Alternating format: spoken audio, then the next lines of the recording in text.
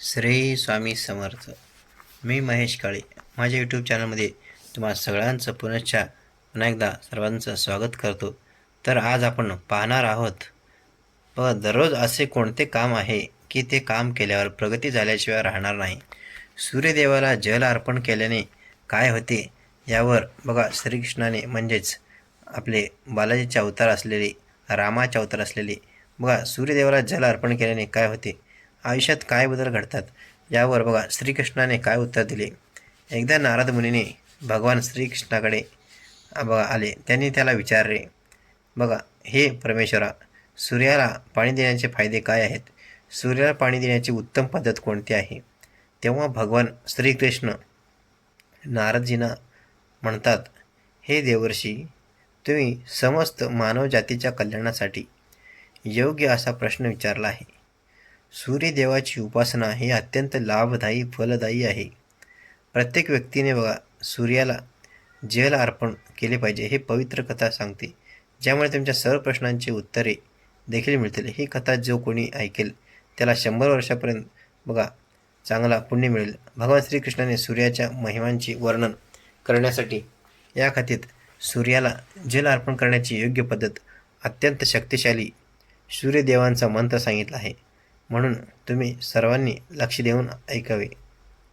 बघा, तुम्ही चॅनलला नवीन असाल तर तुम्ही चॅनलला लाईक, शेअर, सबस्क्राईब करायला विसरू नका. सूर्याला पाणी दिल्याचे फळ मिळते. चला तर मग पवित्र कथेला सुरुवात करूया.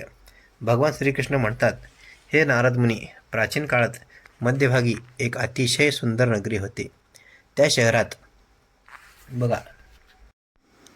शहरात एक ब्राह्मण मनोहर त्यांची पत्नी मायावती सोबत राहत होते.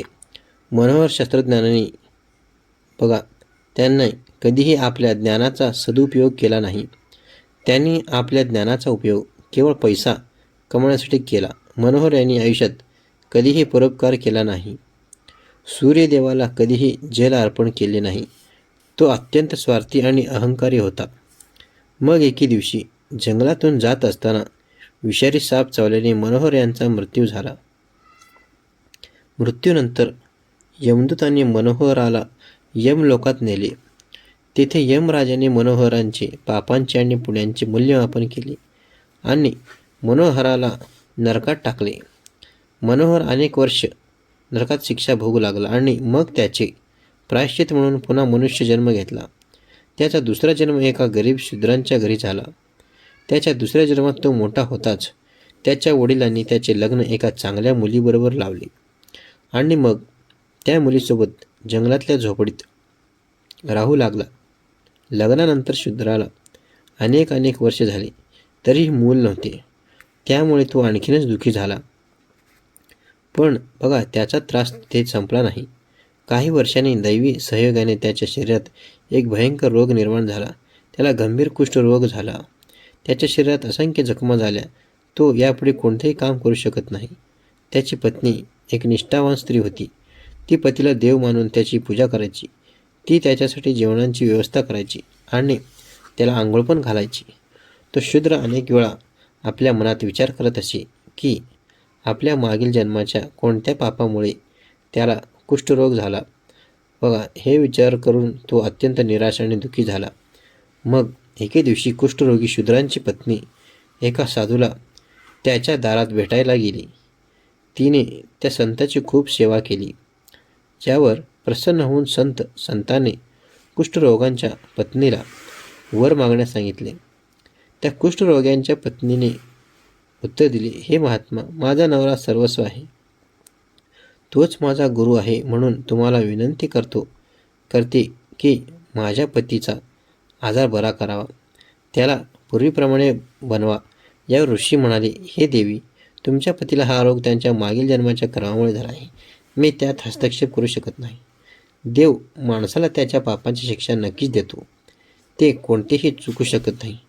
बघा, पण हा आजार टाळण्यासाठी मी तुम्हाला एक उपाय सांगू शकतो. यावर एकच उपाय आहे. तुम्ही तुमच्या पतीसोबत सूर्यदेवांचा आश्रय घ्या. रोज सूर्यदेवाची पूजा करा. सूर्यदेवांच्या कृपेने तुमचा पती पापातून मुक्त होऊन त्याला कामदेवांचे रूप प्राप्त होईल. तेव्हा साधू महात्म्याने त्या स्त्रीला सूर्यदेवाची उपासना करण्याची पद्धत सांगितली. ती पद्धत जाणून कुष्ठरोगी पतीने आपल्या पत्नीसह सूर्यदेवांची भक्तिभावाने पूजा केली. काही दिवसात तिचा नवरा पूर्णपणे बरा झाला. सूर्यदेवाच्या कृपेने त्याला सुंदर रूप प्राप्त झाले, मजबूत शरीर संपत्ती मिळाले, तो खूप श्रीमंत झाला. हे नारद मुनी, आता मी तुम्हाला सूर्यदेवाला प्रसन्न करण्याची पद्धत आणि मंत्र सांगतो, ज्यामुळे मनुष्याचे सर्व रोग दूर होतात, त्याला उत्तम आरोग्य आणि सुख समृद्धी मिळते. दररोज सूर्यदेवाला जल अर्पण करणे हा एक नियम आहे, जो एखाद्या व्यक्तीला जीवन मोठा बदल घडवून आणू शकतो. सूर्याची शक्ती इतकी अलौकिक आहे की त्याशिवाय संपूर्ण पृथ्वी नष्ट होऊ शकते. हे आपल्या सगळ्यांना माहीतच आहे. जगातील प्रत्येक समस्यांचे समाधान फक्त सूर्यदेवाकडे आहे. सूर्यदेवांची उपासना केल्याने आत्मा शुद्ध होतो आणि मनोबल वाढते. सूर्यदेवांच्या वेळी सूर्याच्या किरणामुळे वातावरण हे शुद्ध आणि सकारात्मक होते.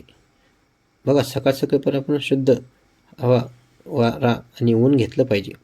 बघा, सूर्यदेवाला जल अर्पण केल्यास अनेक फायदे होतात.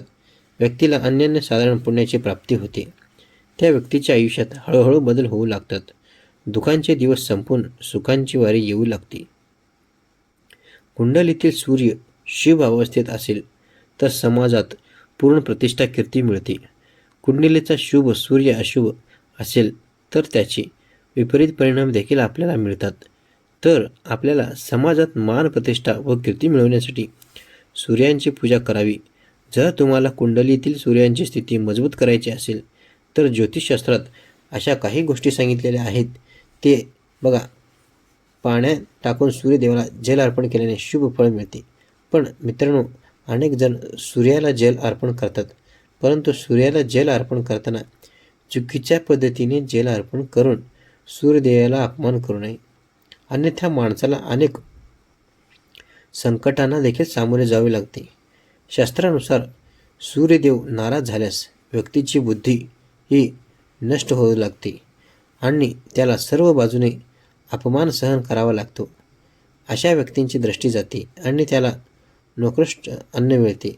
बघा, परिणामी त्याच्या व्यक्तीचे ज्ञान नष्ट होते, त्याची स्मरणशक्ती कमकुवत होते आणि वडील आणि मुलामध्ये विनाकारण वाद होऊ लागतात. जेव्हा सूर्यदेव कोपतात तेव्हा व्यक्तीवर चुकीचे आरोप होऊ लागतात, गुन्हे होऊ लागतात. म्हणूनच माणसाने दुष्कर्म करून सूर्यदेवाला नाराज करू नये. सर्वप्रथम सूर्याला अर्घ अर्पण करण्याचा अर्थ काय हे पाहूया.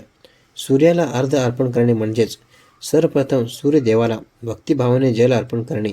बघा, हे लक्षात ठेवा की जर तुम्ही हाताची ओंजळ बनवून सूर्य देवाला अर्घ देत असाल तर हाताची तर्जनी अंगठे एकमेकांना जोडून ठेवू नका, म्हणजे एकमेकांना स्पर्श करू देऊ नका.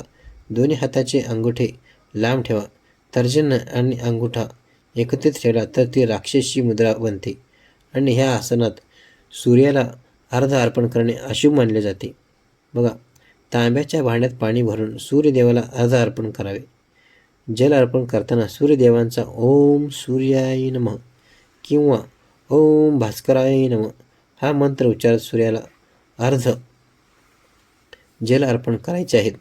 बघा, आजचा व्हिडिओ कसा वाटला ते तुम्ही मला कमेंटद्वारे कळवू शकता.